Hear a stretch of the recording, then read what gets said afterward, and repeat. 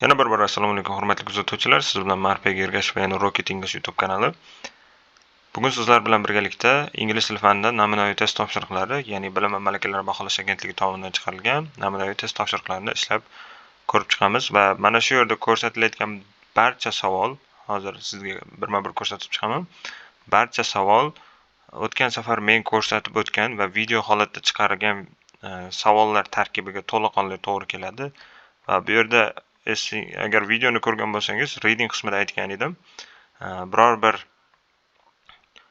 uskunaning ishlash instruksiyasi, ya'ni yo'riqnomasi ham tushadi va yoki har qanday ilmiy matn yoki bo'lmasa badiiy asarning bir parchasi ham tushishi mumkin deyilgan edi. Mana shu savollar berilgan va reading qismi yaxshigina o'tgan yilgi savollarga o'xshash ekan.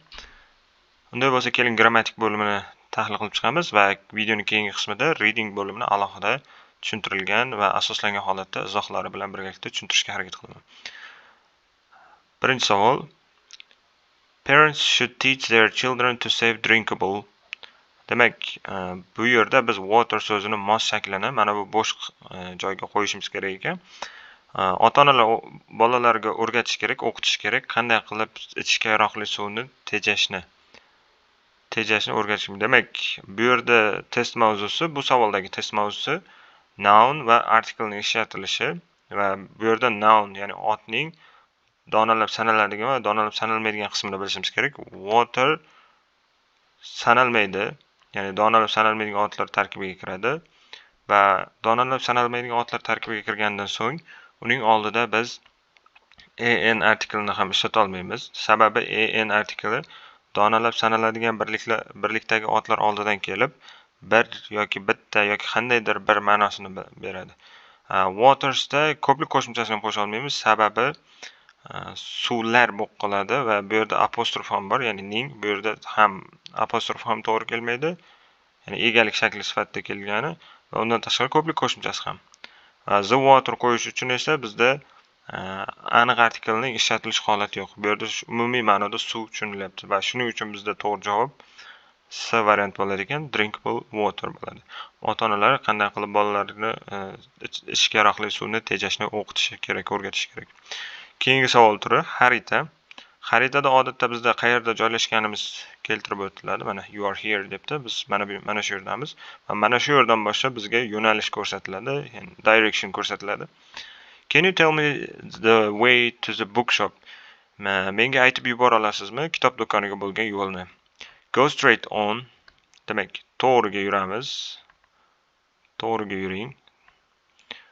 It's roundabout, turn left. Roundabout mana buni nazarda tutyapti. Roundaboutdan chapga buriling debdi. Chapga burilsak, bu qism Albert Streetda bo'lar ekanmiz. You will see it on the right. O'ng tarafingizni ko'rasiz. Demak, to'g'riga yuramiz. Roundaboutdan chapga burilamiz va uni o'ng tarafingizni ko'rasiz. Demak, 4-binoga to'g'ri kelyapti ekan. Shunda bizga to'g'ri javob D variant to'g'ri keladi ekan. Va undan tashqari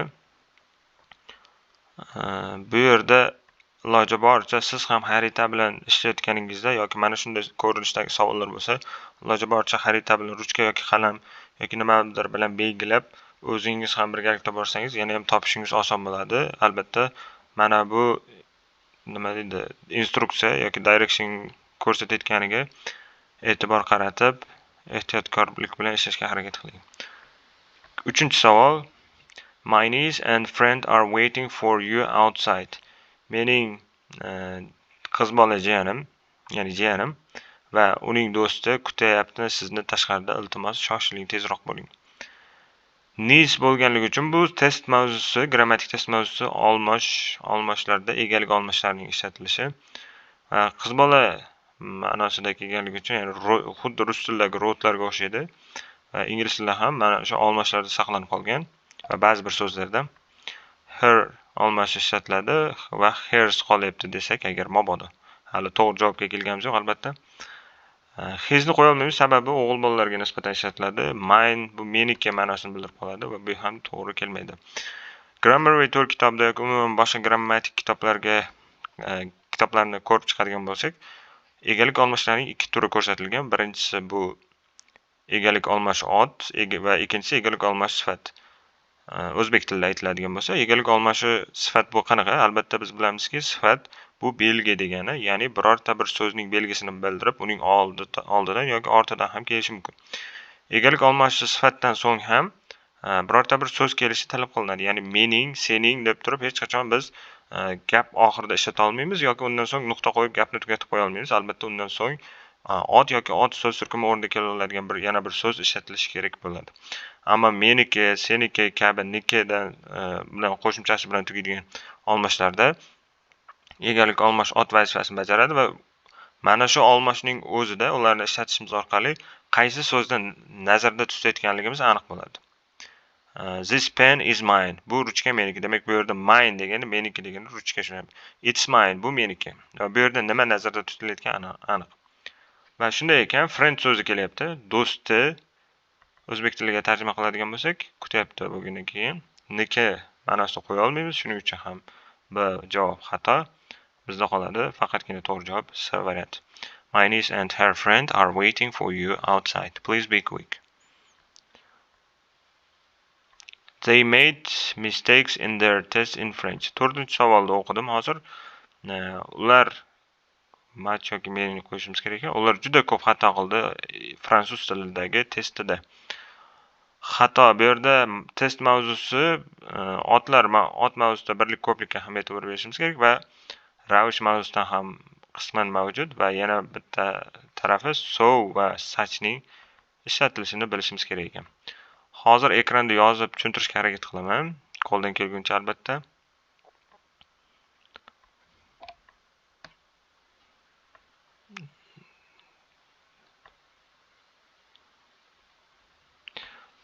Ingliz tilida so va such bor.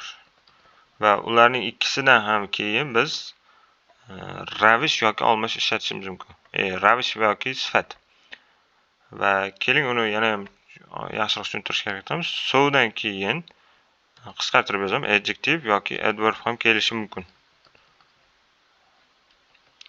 Adjective va adverb ham kelishi mumkin. Ya'ni sifat ham, ravish ham. Suchdan so'ng esa faqatgina sifat ishlatiladi. Va albatta undan so'ng noun ham kelishi talab etiladi. Ya'ni yana bitta so'z kelishi kerak bo'ladi suchda va agar u birlikda bo'lsa, ya'ni suchdan keyin kelayotgan so'z birlikda bo'lsa, undan so'ng aniq yoki noaniq artikl ishlatiladi. Aniq noaniq artikl en ishlatilishi kerak bo'ladi. Bu bir ko'rinishi va undan tashqari, ya'ni bulardan tashqari, ya'ni bu such sifatdagi bilan kelishi va bu ham ravish ham sifat bilan kelishidan tashqari, so dan keyin much va many ishlatiladi.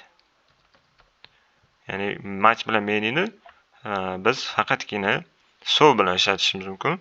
Such many degan narsani haligacha ko'rganim yo'q, balki boshqa grammatika kitoblarda berilgan bo'lishi mumkin ishlatilishi. Buni inkor qila olmayman va bu narsaga duch kelmaganim uchun, lekin men ko'rgan kitoblarda such bilan a lot of ishlatilishi ko'rsatib o'tilgan. Such many yoki such much bo'lib qolmaydi, kulgili eshitilar ekan. So much, so many, such a lot of. Demak, bu yerdan tushunsak bo'ladiki, bizda such bor javoblar, such many degan narsa kerak emas ekan. Va undan tashqari mistakes, donalab sanaladigan ot ko'plik shaklida turganligi uchun much bor javoblarni ham qo'ya olmaymiz. Sababi much ravishi, miqdorni bildiruvchi ravish donalab sanaladigan ko'plikdagi otlar bilan emas, donalab sanalmaydigan otlar bilan ishlatiladi. Va shuning uchun ham to'g'ri javob D variant hisoblanadi. 5-savol. The you work, the your results become.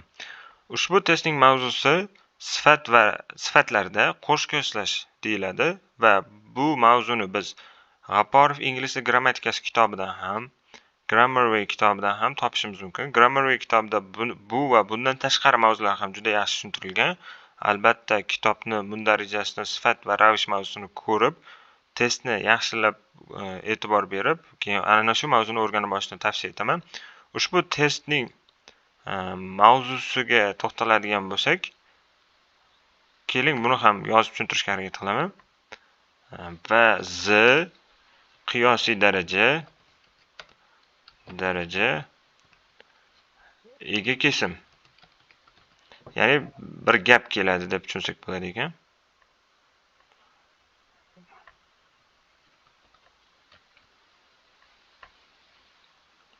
Xatolik yuz keldi. Hozir ega kesim va ikkinchi qismi ham xuddi shunday bo'ladi. Z artikli qiyosiy daraja ega kesim. Qisqartirib yozaman, ega kesim. Va o'rtada vergul bilan ajratiladi. Ushbu qoida, ushbu mavzu qanday tarjima qilinadi? Qanchalik bo'lsa shunchalik. Endi gapni tarjima qilamiz. Siz qanchalik ishlar ekansiz, kam yoki ko'p, sizning natijangiz yaxshiroq bo'ladi. Endi bu yerda ham grammatika, ham ma'no to'g'ri tushishi kerak bo'ladi. List qo'ya olmaymiz, sababi qiyosiy darajada emas. Matchni ham qo'ya olmaymiz, sababi birinchi qism qiyosiy darajada emas. Less va more qilyapti. Less kamroq, more ko'proq. Siz qanchalik kamroq ishlasangiz, natijangiz shunchalik yaxshiroq chiqadi desak, bu ma'no jihatdan to'g'ri kelmaydi. More esa ma'no jihatdan ham, grammatik jihatdan ham to'g'ri keladi va shuning uchun ham bizga to'g'ri javob D variant ekan. The more you work, the better your results become.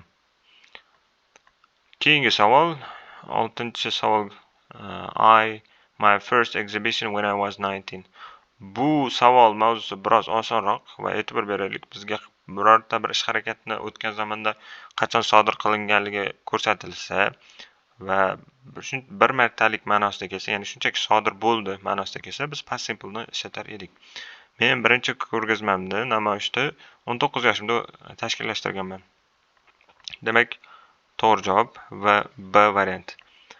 Where organizing qo'ya olmaymiz, sababi bu yerda birlik I turibdi va bu yerda umuman to'g'ri kelmaydi. I have organized desak, present perfect bu yerga umuman to'g'ri kelmaydi, chunki ishlatilish holati mos emas. Present perfectda o'tgan zamonda sodir bo'lganda ham qachonligi aytilmasligi kerak. Ya'ni when I was 19 qismi testda bo'lmaganda C variant to'g'ri keladi. Where organized ham to'g'ri kelmaydi. Ikkita sabab bilan, birinchisi majhul nisbat, ikkinchisi where ko'plikda ishlatilyapti. To'g'ri javob B variant. Past simple mavzusi.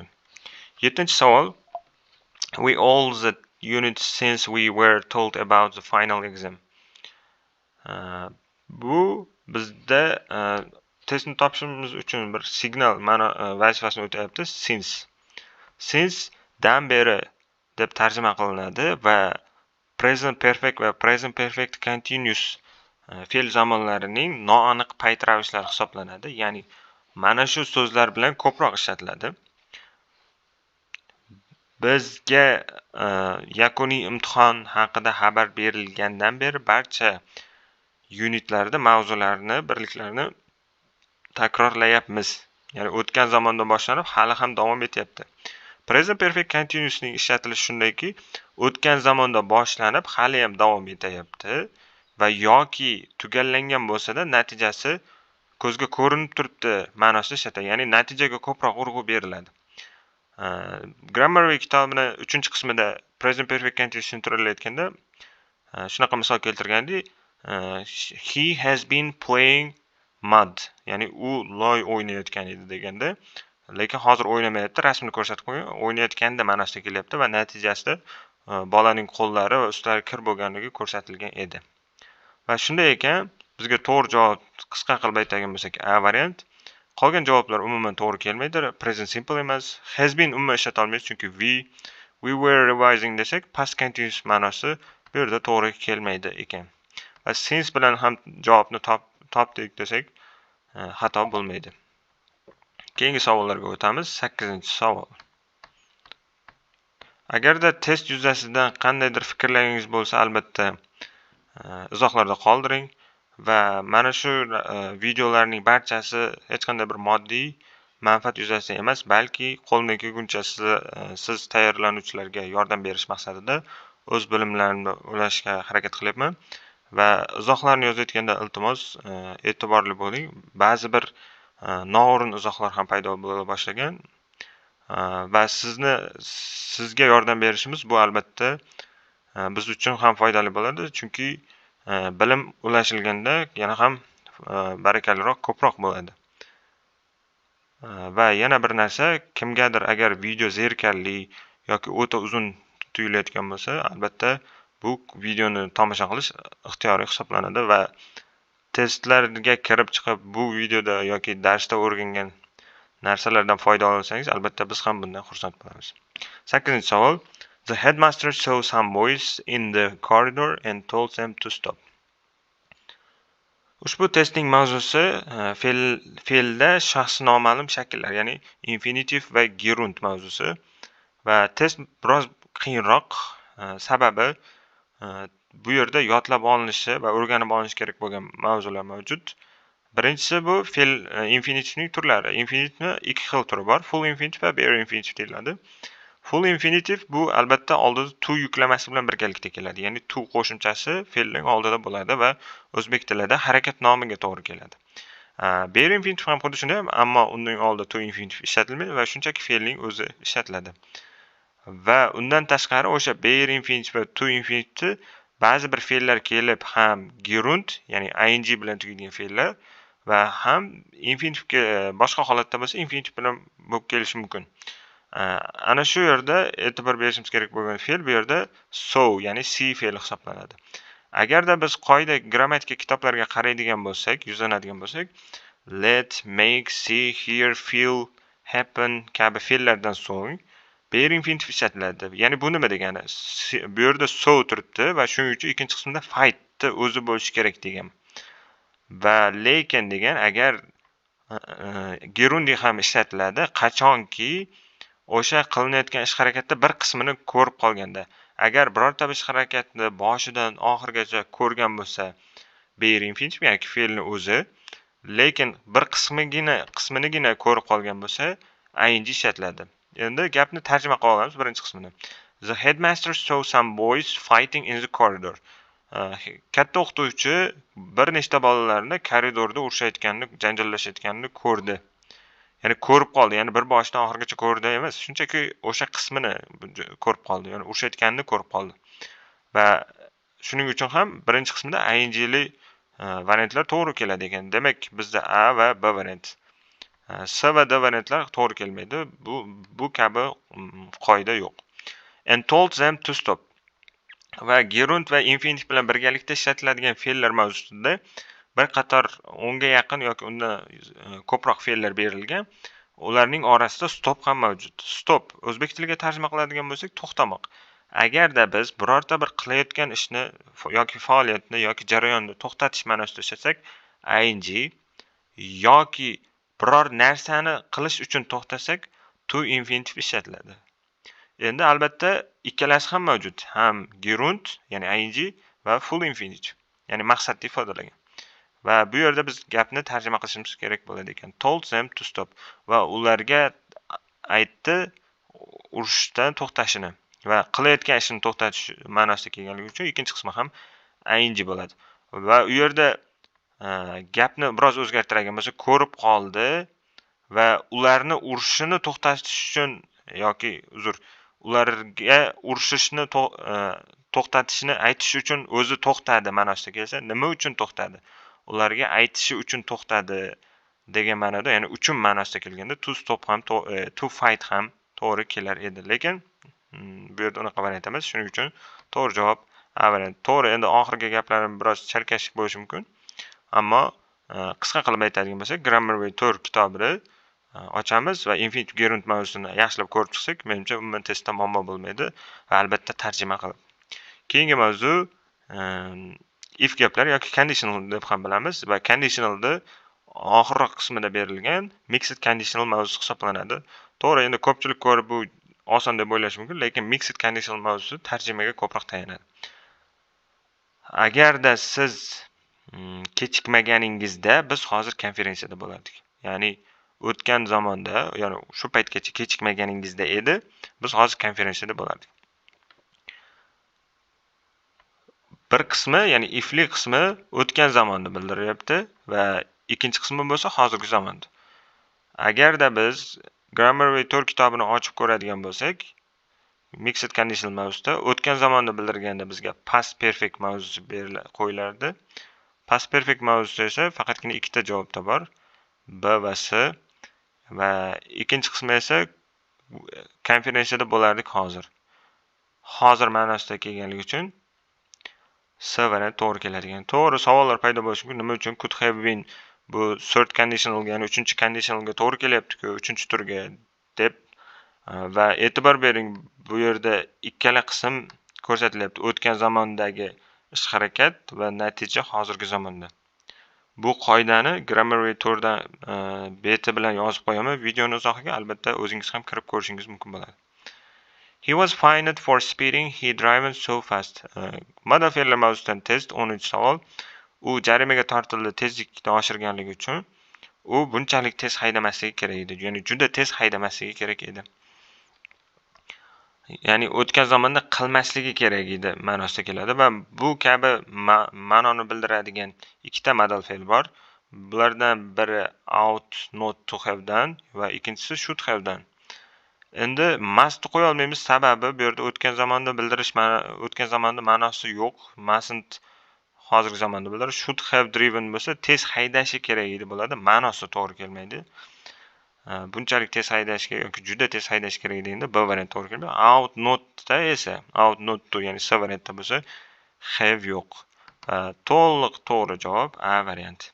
Buni ham modal fe'llar mavzusini ochib va oxirroqda jadval qilib ko'rsatilgan, hammasida berib o'tilgan. Albatta ko'rib chiqishni juda kuchli tavsiya etaman, chunki modal fe'llar ham testlarda juda ko'p takrorlanuvchi grammatik mavzulardan biri hisoblanadi. 11-savol. They had to wait the tree until the rain stopped. Bu savol juda ham oson. Predloglar mavzusi va hamma bilib turibdi. To'g'ri javob A.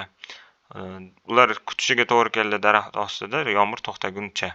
Daraxt ostida qolgan variantlar tashqarisida, o'rtasida yoki yuqorisida to'g'ri kelmaydi. Grammar agar kim shu savolga ham javob topolmaydigan bo'lsa, albatta o'qishini tavsiya etaman. Hali ham kechamiz, chunki testga qadar hech bo'lmaganda 1 soat ichida ham ko'p narsani o'rganib olishimiz mumkin bo'ladi. Keyingi savolni yuqori qismda aytib qo'yibdi. To'g'ri so'roq gapni tanlang, ya'ni to'g'ri shakllantirilgan so'roq gap. So'roq gaplar strukturasiga e'tibor beradigan bo'lsak, birinchi so'roq olmoshlari yoki so'roq so'zlari deb aytiladi. Ko'proq WH bilan boshlanadi. What, where, which, who kabilar. Va keyin yordamchi fe'llar va yoki bo'lmasa o'shalar bilan birgalikda, ya'ni what, which bilan birgalikda keladigan so'zlar ham bo'lishi mumkin. Va keyin yordamchi fe'llar do, does, to be fe'li yoki modal fe'l, keyin ega, keyin kesim ishlatiladi. Tarkibi xuddi shunaqa, yordamchi fe'l, ega, keyin fe'l. A variantga qaraymiz. Where you have stayed debdi. Agar have you stayed bo'lganda bu javob to'g'ri bo'ladi. Demak, bu xato. What other ways of traveling do you know? Bu javob. Yana qanday sayohat qilish yo'llarini siz bilasiz bo'lyapti va do yordamchi fe'l, keyin ega, keyin kesim kelyapti. Demak, bu javob to'g'ri. C variantni ham ko'rib o'tamiz. What your theories were based on? What your theories were based on?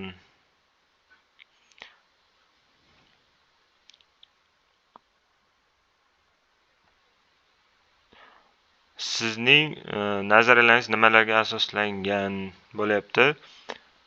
What were your theories based on bo'lganda to'g'ri javob bo'lar ekan. Uzr, biroz uzilish bo'ldi. C variant xato. What were your theories based on bo'lganda to'g'ri javob bo'lardi. D variant who does knows. Bu yerda egaga savol berish mavzusi bor. Who kelganda knows o'zi ishlatiladi va does ishlatilishi shart bo'lmaydi. Va yana e'tibor bering, oddiyroq tushuntirishga aytaman. Bu yerda unaqa hech qanaqa qoida yo'q. Ikkita s kelmaydi albatta. Does va knows. Umuman to'g'ri kelmaydi. Shuning uchun D variant ham xato. Bizga to'g'ri javob B variant ekan. Nodira says my friend has moved to another region. Test mavzusi 13-savol. Reported speech, ko'chirma o'zlashtirma gaplar va consequence of tense, ya'ni zamonlar moslashuvi. Zamonlar moslashuvida bitta narsani yaxshi tushunib olishimiz kerak. Bizga berilayotgan gapning, ya'ni muallif gapi qismida fe'l o'tgan zamonda bo'lishi mumkin va yoki hozirgi zamonda. Agarda o'tgan zamonda bo'lsa, zamonlar moslashuvi qoidasi bor. Ya'ni bitta zamon pastga tushadi. Ya'ni present simple, past simple, will, would, can, could, shall yoki boshqa yoki must, have to, had to bo'lib ketishi mumkin. Umuman mana shu qoidalar bor. Agar hozirgi zamonda bo'lsa, biz faqatgina olmashlarni o'zgartirishimiz mumkin bo'ladi va zamonni o'zgartirishimiz hojat bo'lmaydi. Mana shu qoida. Va bu yerda e'tibor beraylik, Nodira says turibdi. Demak, hozirgi zamonda va bu yerda endi past perfektga o'tkazishga hojat yo'q. Va has mood o'zi qoladi, faqatgina olmishlar o'zgaradi. Nodira says that my friend bo'lgandan keyin Nodiraga her bo'ladi. Her friend has moved to another region. Shunda javob C variant.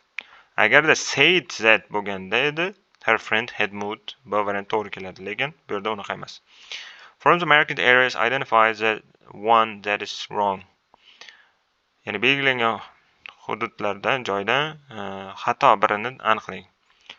Demak, bu savol deyarli barcha testda takrorlanyapti, ko'rgan bo'lsangiz. Ya'ni xatosini topa olish ham katta bilim. Eco park is bu to'g'ri, chunki birlikda. A place for people who want to spend. Bu ham to'g'ri, sabab people who ishlatilgan odamlar want to spend quality time on the open air.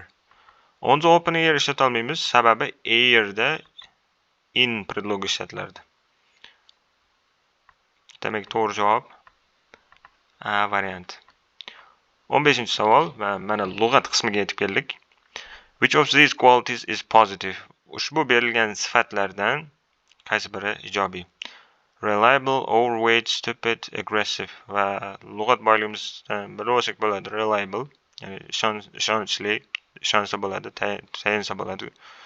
Overweight, ortiqcha vaznli, semiz, og'ir vaznli deb aytsak bo'ladi. Stupid va aggressive, ahmoq va tajovuzkor ma'nosini bildiradi va bu ham to'g'ri kelmaydi. To'g'ri javob A variant. Keyingi qismi to fill fe'lining antonimini topishimiz kerak ekan, ya'ni to'ldirish ma'nosini bildirar ekan. Earn, escape, empty, expect. Bu juda ham oson. Empty, ya'ni bo'shatish ma'nosi. Qolgan hammasi ishlash, qochish, kutish, bo'shatish. Javob A. 17-savol. Definition topishimiz kerak ekan. Achieve, erishmoq. To succeed in doing something, to discover something accidentally, to make somebody take part in something, to think carefully about something. To'g'ri javob A. Bu uzoq tushuntirish shart emas va o'qib ma'nosini biror narsani qilishda muvaffaqiyatga erishish. Bu yerda bo'lsa erishish ma'nosini biladi. Discover something accidentally, biror narsani to'satdan kashf qilish. Kimnidir biror narsaga qatnashishga majburlash, biror narsa haqida ehtiyotkorona o'ylash. Va to'g'ri javob A. 18-savol. Rasmli savollar ham, bu savol o'tgan yilgi testlarda ham berilgan edi, bu yil ham ko'rsatdi. Balkim bu ko'rinishda savollar tushmasligi mumkin, balkim tushishi mumkin. Aniq bir ma'lumotga ega emasman, va lekin bu bizga berilganligi uchun testda albatta ishlaymiz. In this picture, two children are down the hill. Cho'qqida, ya'ni tepalikda ikkita bola bu rasmda pastga sledging bo'ladi, chana toyayapti. Skating to'g'ri kelmaydi, chunki bu ikkita bola qilmayapti skating. Snowboarding emas, snowboarding bu yerda yo'q va bu bolaniki ham to'g'ri kelmaydi. To'g'ri javob B. Qisqa qilib aytganda. Notice, eslatma. Va agarda siz testlar nimalardan tushish haqidagi hujjatda ko'rsatilgan videoni tomosha qilgan bo'lsangiz, video ostida linki va yuqorida qoldirib ketaman. Ko'rgan bo'lsangiz, mana shu savol turlari haqida aytgan edim va biz ko'rib chiqqan mana shu 19-gacha bo'lgan savollar ham o'sha aytib o'tilgan mavzularga juda mos kelyapti. Albatta, u videoni hali ko'rmagan bo'lsangiz, ko'rishni tavsiya etaman. O'sha mavzularga tayyorlansangiz, mana shu necha kun qolgan bo'lsa ham sizga albatta foyda bo'ladi degan umiddaman. Check that all parts of the book are returned so that others. Tekshiring, kitobning barcha qismi qaytarilganmi, qolganlar won't enjoy them, undan zavqlanmasligi, rohatlanmasligi uchun, won't read them, o'qimasligi uchun, can use them, foydalana olish uchun, can throw them away, ularni tashlab yubora olish uchun. va albatta C variant to'g'ri keladi ekan, eslatmalar mavzusi. Sizlar bilan birgalikda 19-savollargacha ko'rib chiqdik va yana qaytarib o'taman, ushbu ko'rib chiqqan mavzularning barchasi o'sha Telegram kanalimizga qadalgan va Edu ta'lim rasmiy yangilik kanallarida o'tgan yili joylangan savol hujjatda ko'rsatilgan mavzular tartibiga juda ham mos keldi. Deyarli hammasi to'liq mos tushdi va reading qismiga ham e'tibor beradigan bo'lsak, reading qismi ham xuddi shunday berilgan. Biror bir uskunalarning ishlash yo'riqnomalari deyilgan va bu yerda ham xuddi shunaqa tanlanganligi, uni qanday ko'rinishda ekanligi mana shunday ko'rinishda berilgan. Bu albatta namuna, bu savol tushadi degani emas, balki bundan ham qiyinroq bo'lishi mumkin. Va yana qaytarib o'taman, bu testning originalligini ayta olishim mumkin, lekin mana shu ko'rinishdagi test tushishini hech kim bilmaydi. Buni faqatgina o'sha Davlat test markazi xodimlarigina bilishi mumkin va yoki testga kirib chiqqanlar albatta. Buguncha grammatik bo'limini tahlil qildik. Keyingi videomiz qismlari barcha tahlil qilingan testlarda reading qismi haqida bo'ladi. Reading qismi biroz cho'zilib ketishi uchun mana shu yerda to'xtatishga qaror qildik. Keyingi videolarda ko'rishguncha xayr.